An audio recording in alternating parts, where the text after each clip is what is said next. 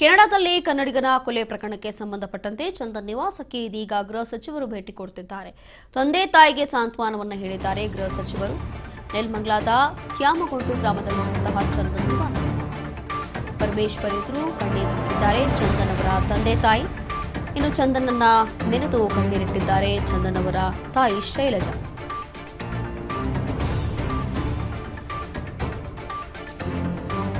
ಕೆನಡಾದಲ್ಲಿ ಕನ್ನಡಿಗನ ಕೊಲೆಯಾಗಿತ್ತು. ಇದೀಗ ಅವರ ಮೃತದೇಹವನ್ನ ಗುರುವಾರ ಅಷ್ಟರಲ್ಲಿ ಬಹುಶಃ ಬೆಂಗಳೂರಿಗೆ ಅವರ ಸ್ವಗ್ರಾಮಕ್ಕೆ ತಗೊಂಡ್ಬರ್ತಾರೆ ನೆಲಮಂಗಲದಲ್ಲಿ. ಇದೀಗ ಗೃಹ ಸಚಿವರು ಅವ್ರ ಮನೆಗೆ ಭೇಟಿ ಕೊಟ್ಟಿದ್ದಾರೆ. ಭೇಟಿ ಕೊಟ್ಟು ಸಾಂತ್ವನ ಹೇಳುವಂತ ಕೆಲಸ ಮಾಡಿದ್ದಾರೆ.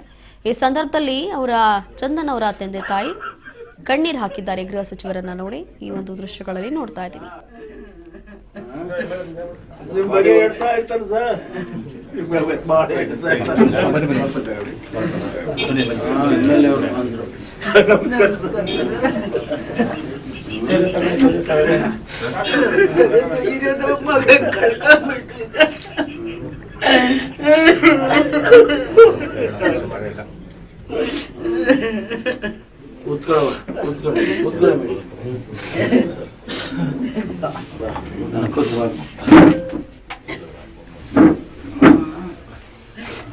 ಈಗ ತಾನೇ ಅಲ್ಲಿ ಮಾತಾಡ್ದು ಎಲ್ಲ ಸರ್ಟಿಫಿಕೇಟ್ ಮಾಡಿಸ್ಬೇಕು, ಅದೆಲ್ಲ ಅವ್ರು ಮಾಡ್ತಾ ಇದ್ದಾರೆ. ಮಾಡಿ ಈಗ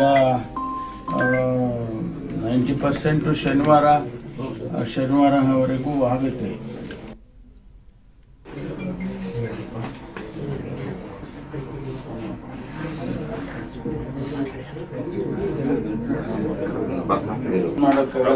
ಪ್ರಕೃತಿ ಇದೆ, ನಾವು ಯಾರು ನಿರೀಕ್ಷೆ ಮಾಡಿರಲಿಲ್ಲ. Talented individual.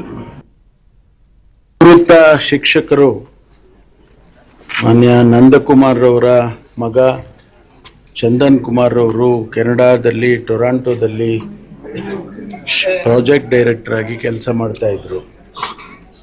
ಒಬ್ಬ ಮೋಸ್ಟ್ ಟ್ಯಾಲೆಂಟೆಡ್ ಇಂಡಿವಿಜುವಲ್ ಮತ್ತು ಎಲ್ಲರಿಗೂ ಸಹಾಯ ಮಾಡೋದರಲ್ಲಿ, ವಿಶೇಷವಾಗಿ ಅಲ್ಲಿ ಟೊರಾಂಟೋದಲ್ಲಿ ಸಾಯಿಬಾಬಾ ಅವರ ಮಂದಿರದಲ್ಲಿ ಎಲ್ಲರಿಗೂ ಕೂಡ ಸಹಾಯ ಮಾಡೋದು, ವಿಶೇಷವಾಗಿ ಕನ್ನಡಿಗರಿಗೆ ಎಲ್ಲ ರೀತಿಯ ಸಹಾಯವನ್ನು ಮಾಡ್ತಿದ್ದಂಥ ವ್ಯಕ್ತಿ. ಭಾಳ ಒಂಥರ ಪಾಪ್ಯುಲರ್ ಯಂಗ್ಸ್ಟರ್. ಅವರ ಹತ್ಯೆ ಆಗಿದೆ, ಏನಕ್ಕಾಗಿದೆ ಮತ್ತು ಯಾರು ಮಾಡಿದ್ದಾರೆ ಅದೆಲ್ಲವೂ ಇನ್ವೆಸ್ಟಿಗೇಷನ್ ಮಾಡ್ತಾ ಇದ್ದಾರೆ. ಅಲ್ಲಿ ಅವರ ಸ್ನೇಹಿತರುಗಳಿಗೆ ಎಲ್ಲರಿಗೂ ಕೂಡ ನಾನು ಕೂಡ ಮಾತನಾಡಿದ್ದೇನೆ. ಅಲ್ಲಿ